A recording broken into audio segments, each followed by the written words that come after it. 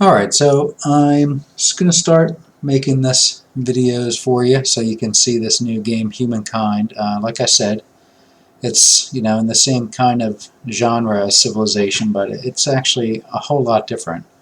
And one of the biggest differences you can see on the main screen.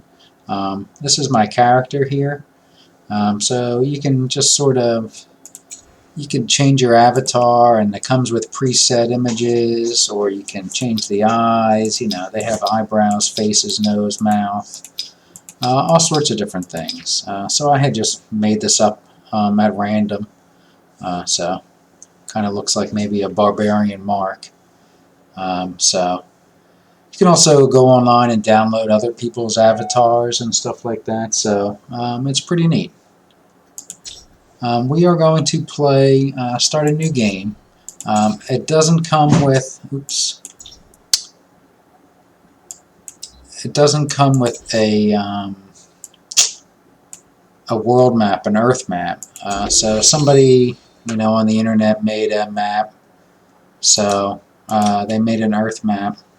So we're gonna set it up here. We're gonna play on slow. That's I guess kind of like epic speed, you would call it. And we're going to play on Nation. Right now, I would say maybe it's Noble, maybe a step above that. It's about the general, the middle level. So I can win fairly consistently. I haven't lost on it, I should say. But it's kind of an easy game, but it's good enough to show. We're going to play on this map here. It's the Earth map. So let's see. The only thing I want to change is the person that I am, just so that I start in a different area here. So these are the people I'm going to play against, and you don't know what civilization they're going to be. So they'll, like me, they'll choose their civilizations as the game goes on. So let me just start it up, and then you can sort of see what's going to happen. And the downside is I can't play music on YouTube because of copyright issues. So you won't get to hear the music, but it's really, really good music. And another thing I think about the game that's really great is the graphics. Just the look of the map is so radically different. I mean, from Civilization 5, yes, but even from Civilization 6, it's definitely not cartoony at all like Civilization 6. It's just a very nice looking map. And as soon as this loads up, you'll be able to see it here.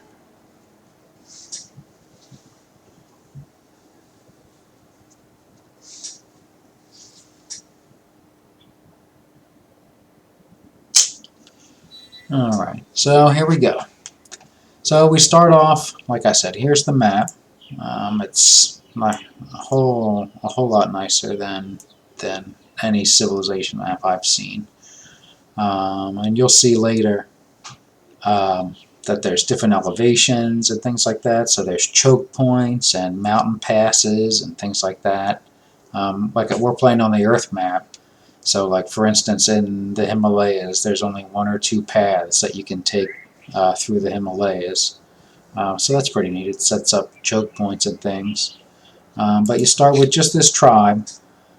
So a tribe is unique as a unit because it can generate health as it moves around, but also it's a nomad. You can see here at the bottom of the thing. So it's a special unit that gets food through fighting and ransacking to get more units. So you'll see that as my guy goes on and he explores. So it looks like we're not here on this. Oh, yeah, maybe we are. We are on the river. So I'm going to use this river and kind of follow it. I'm only going to go one space at a time because what we're looking for are these discoveries. So we take our tribe, move on to here. Delicious. Though next time it might be better if you washed it first. Right, so we got 10 food. So this bar filled up. So we have 10 out of 30. Once it gets to 30, we'll have another unit, another tribe to control. So yeah, like look at this map. It's just really great. Here's mountains here, and these are hills. And there's probably some way to get up here. I'm not exactly sure where I am yet. on the Earth map. Here's bronze, or copper I should say. And the other thing you can notice here are these dotted lines. The map is split up into provinces, so you can't just settle anywhere you want, like you can in Civilization. Well, I mean, you have to be a certain amount of spaces away, but you can only basically have one city, in effect, in each province, basically one place producing units. So you'll see as the game goes on, there's different things that you'll build, so I'm going to just keep moving here. We're going to explore this beginning area. That was it. So that was just the end of the first turn, so I'm just going to move around. And you know what, I'm actually going to put it on Auto Explore for a minute, so he's going to move around while I'm going to show you up here. Let's end turn. So the point of the Neolithic era, and basically any era, is to gain stars in order to progress to the next era. So in this one, you have growth stars, a knowledge star, and a hunter star. So we got to kill, I have to have 7 people to get the growth star. We have to make 15 discoveries, or we have to kill 7 animals. So far we've only done this one. We have 1 unit right here. So just going to keep walking around, looking for more discoveries, and hopefully we're going to find some soon. The only downside here, there we go. Alright. 2 exciting things have happened here. So, we've found Ha Long Bay. I hope I'm pronouncing that correctly. So I guess we're here in Southeast Asia. So here's that. I mean, look at that. That's just really great. But also, we got another event that you saw. Yeah, we found the curiosity, so we got 5 more food. But also we got fame. So when that came up, we were awarded 50 fame. That's what this is here. And fame basically is like in Civilization, there's score. You know, that the game keeps score on the side with you and the other empire. So basically fame is kind of like the answer to that, except you can sort of see exactly where this fame comes from. So let me see if I can pull up. There's like a thing that has shared deeds. Yeah, so I just got this competitive deed for discovering the wonderful Ha Long Bay. But you can get one for first one to build a wonder gets you 5. If you get all the access to all the luxuries or the strategic resources, it's 150. Conquer each continent, 150. Map each continent, right? So you get fame through doing all sorts of different things. And then plus, as the game goes on, there's lots of other ways to get fame. So you'll see. We also here got an event. You can see these little dots here and also down here. So the majestic lands. Your tribe has trekked the wilds for many moons, witnessing many stirring sights from craggy, wind-swept coastlines to towering mountain chains. But never before have they seen a spectacle as wondrous as the one before them now. So this is an event that triggers when, I guess, when you find a natural wonder like this. Near breathless, you cast your gaze over this marvel of nature. Your legs trembling, your hairs on the back of your neck raised. You wonder if such beauty should be witnessed by men, but around you your tribe rejoices. They believe the sight is a blessing from the spirits, and who are you to disabuse them? So you're on. You believe this sight is a gift from the spirits, so you get swift. So my tribe is going to move 2 movement points faster for the next 7 turns. So that's pretty neat. Alright, let's end the turn here. There we go. Here's the discovery. May have done something very clever. And that discovery also, oh, here we go, we found the Nongmulu. What's that? Oh, someone else got Danakil Desert. Alright. Where's that? Nongmulu. I didn't know whether to climb right here. Just sitting on. Okay, yeah, look at that. And our one discovery got us fame. 5 fame. I'm sorry, influence. Influence is kind of like culture is in Civilization, except that in this game, this is what you use to essentially settle cities in the beginning of the game. And you'll see that once I get 5 more, I'll be able to settle my first outpost, which is like, you know, the first beginnings of a city or a town.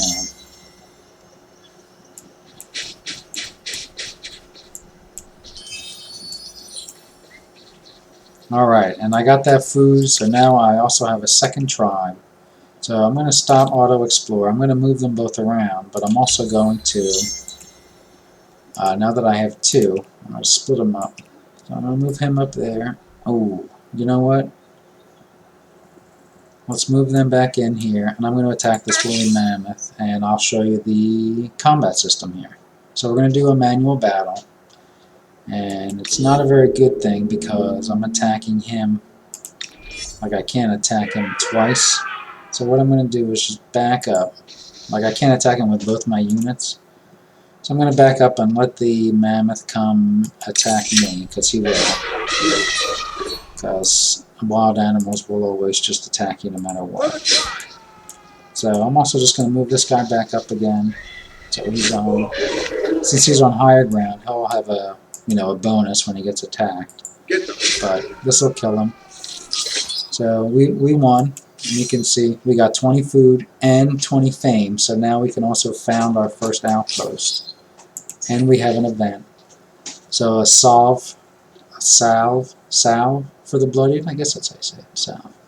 The battle is over, the tribe's still alive, but most still able to enjoy the warm caress of the midday sun and the cold bite of the morning frost. Yet you didn't come out of the encounter wholly unscathed. Several of the tribe carry nasty wounds, none more so than one of the young fighters you are most fond of. Deep in slumber, blood oozes from a deep gash to her neck. Such wounds usually end in death, but one of the elder's followers thinks he can heal her by applying a poultice of tree bark and plant leaf. What do you say? So we can either treat it with a chance of getting another event, or dismiss her with a chance of getting another event. We're going to treat her, because, you know, we're a tribe. Let's stick together. Alright, let's end turn here. So now I want to found my first outpost, and what I really want to find is a place. I'm going to turn on these things to see the food and the production here. So the gears are production, this is food, science here on this copper. So what I think I might do is let's take one of these guys, move him over here, and see here, claim territory. So I can claim a territory, I mean anywhere really, but this is where the game recommends. So if I claim it here, I get 11 food and 11 production. So when you settle, you're going to basically work all the tiles that are around here without, like, you don't need population to work each tile like you do in Civilization. Basically, once you build this town, this outpost, all the tiles around it, all 6 of them, you're going to get the stuff from it. So you'll get 8 food, 9 production here, 11 food, 11 production, 9 food, 15 production. So that adds up to what, 24, but this is 22. I'm actually still going to move, I'm going to take this guy and have him found it up here with this 11 and 11. Just so it's more balanced, I think that's better for the beginning. So it's 8 influence to found our first outpost. So now this territory is ours, for now-ish. So you'll see the little brown territory. And it's building our thing here. It'll take 4 turns, so the more production you have, the faster it'll get built, but right now we're trying to balance out production and food. Now here's another discovery, so I'm going to move down here. And the neat thing is, oh, more fame, that's good. Yeah, we're still not doing really good on stars, but that's fine. I'm going to move him maybe down here. Oh, here's another discovery, so... yeah, let's end turn here. Alright, you can come down here. Oh, yeah, okay. I don't want to attack. I'm going to take this fight, even though it's very close, and I might lose it, but I'm on a hill, and he will attack me. So if I can stay here and defend... yes, 20 to his 25. I think that should be enough to hold. Yeah, yep. Normally, it's really tough to beat these mammoths. You need a second thing. Nice. So we won. Oh, yeah. Oh, I ran away, I guess. Huh. Alright. Oh, I can't get that here. It costs one. It ends your turn to move onto the river. But once you're on there, you can move along it or move off it.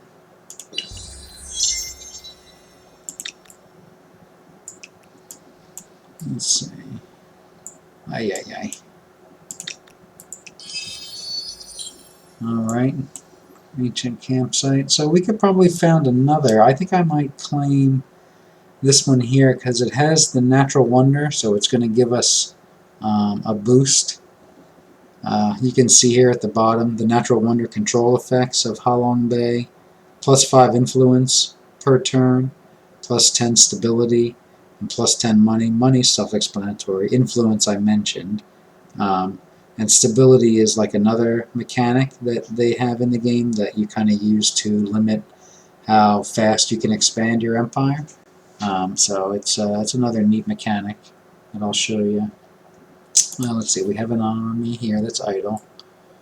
Let's go down here, and then maybe come down here. Oh, here's Sanctuary. So first I'm going to claim that.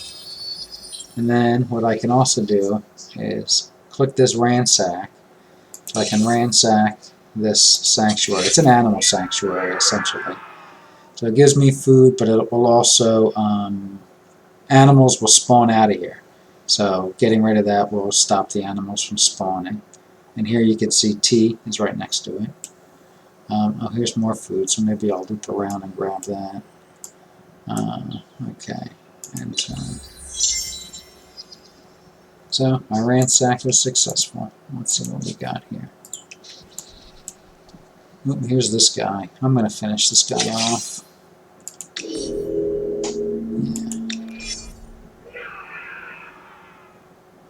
I wonder if he would attack me.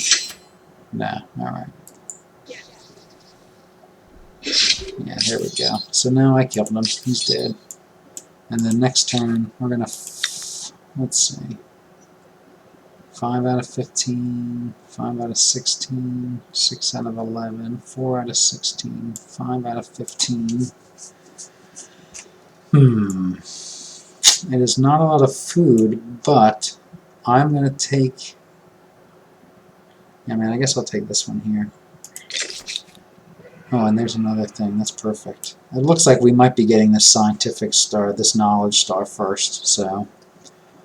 there's really no, in the Neolithic age, it's a whole lot of luck is involved, so that's the downside. But I still really like it. I like the fact that it's just about exploring, just about discovering. It's very true to, the way the Neolithic age really was. Alright. By building an outpost, claiming territory is this easy. The trick, of course, is keeping it. So, yeah, here's our first outpost. You can see down there. I'm going to turn these off again. See our little huts tucked in this little mountain pass here. It's pretty neat. Alright, let's bring our guy down here. Where was that? Yeah, here. So we got that. 2 out of 5. Okay. And then here. Alright. Now the good thing is, on these we can actually, even though we've been down here, more discoveries will show up. So I'm probably going to take this guy and loop him down here. Because I actually might think about claiming this as my own, and maybe I might, I don't know who's going to be around here, but, this is India, right? Up here's China, but I might want to think about expanding into the ocean here, and move over towards Australia, but we'll see. So let's move further west here. Okay, food, more food.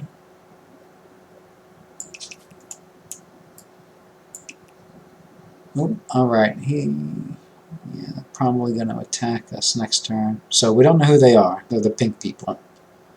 Yeah.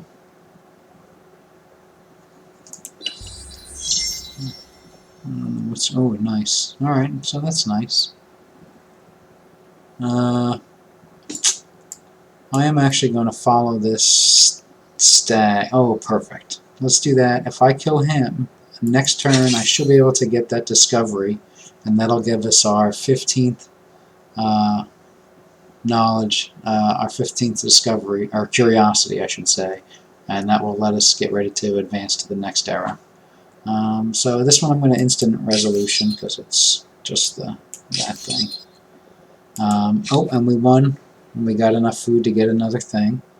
We have an event. The seed of an idea. So yesterday the tribe came across a vast tract of wild grain, the stalks swaying in the breeze like the wind playing over golden waters. The ground down grain could feed the tribe twice over, but one of the tribal elders had another idea. Instead of pounding the seeds into flour, she suggests planting half of them so the grasses may return next summer. It is a curious idea, at odds with the nomadic life, but perhaps a harbinger of the future. What should you do? On this one, I'm actually going to do plant, and because we'll get this minus 25% on the research cost for domestication, so I think that's pretty big. Science is very hard, excuse me, hard to come by in the beginning, so anything that you can do to help with your science, to me, helps. So let's do that. Here's this army. Yeah, I mean, I guess let's just go up here, because there's not much else to do. And this guy, yeah, maybe that. Maybe I'll bring that other guy down this way. Alright, I'm going to bring him down this way. Okay. And another thing that I'm learning is you can, like, queue up movements for your units in advance. But, like, the computer moves at the same time you do. So you don't move, and then the next turn they move. So your units will kind of move at the beginning of each turn. So, especially if you want to have a battle, it helps if you click in advance what you want to do. I'm actually going to move him down here and move him up there. And these I'm not going to do because I want to... Oh, yeah, let's... No, alright. I'm going to not do that because I'm going to split these guys off. You go here. Okay. You go there. That's my last knowledge star. So you can see I got the star. This is glowing. Okay, we're ready to go. Our era star was unlocked. Alright. Oh, that's another event. What's that? The tribe's legacy. Alright, we'll go over that right before the next thing. I'm just going to explore a little more here. See what else I can see. And I'm going to attack this guy here. Even though I'm weak, it is an animal, plus he's on a river, so they get a penalty for being on a river. Oh! We both died. Wow. Look at that. Alright. So, our guys moved over here. I should have did that first thing, but... Alright. We got food up here and another unit right before the end. That's good. Let's hope the mammoth doesn't attack us here. So, a salve for the bloody... Ooh, the second part. The elder prepared the poultice and applied it to the gash. For the first few days, little change could be seen. Her face pale, her body feverish, but come the fifth day, her eyes open, and you knew she would survive. Yeah, rebirth. So, we got a research discount for calendar. That's great. And we entered our new era. So, we are going to choose... I'm going to show you now, but we're not going to choose now. So, let's see. Let's take a look. So, two of them have been taken already. The Harappans, by these green people, turquoise, teal people, and the Mycenaeans by the purples. So look who we have next. Left, the Assyrians, who are working on this other stuff. Um, they work on expansion. This is kind of their stuff here. The Babylonians, they're scientists. And here's their unique unit. Requires copper, which we already have. Assyrians requires horses, which we don't have, and I didn't see. The Egyptians are builders. So their unique unit here requires horses. It's like a ranged chariot, archers. The Hittites, they're military guys. Let's see, they require horse and copper. They're like actual chariots. The Nubians are gold focused, merchant focused. They have archers. They don't need any resources, which might come in handy. And archers are fairly good in the beginning. The Olmecs, who I really like, they give you bonus influence, which is a really powerful resource in the game. You use it to do a whole lots of things, which we'll go over as the game goes on. The more influence you have, the better. And their unique unit here is a javelin thrower, and that replaces, I think, your scout, maybe, or your archer. No, I think it replaces your archer, but you don't need any kind of resource for that either. The Phoenicians, they focused on trading, merchants, and their unique unit is the bireme, which might be nice if we're thinking about going into Indonesia over there and Australia. And the Zhao, I believe is how you say it. They're focused on influence, and they also give a bonus to stability and science. And they're a really powerful beginning civ. Plus, we are in Asia. And their unique unit is horse, like a chariot, and it requires horses and copper. So I'm leaning at the moment on the Zhao, the Phoenicians, kind of, for expanding into Indonesia, which might be fun. And other than that, I don't have any other ideas, so I'm going to end it right there. We won't choose yet. And then when we start the next episode, we will choose then. Alright, see you later.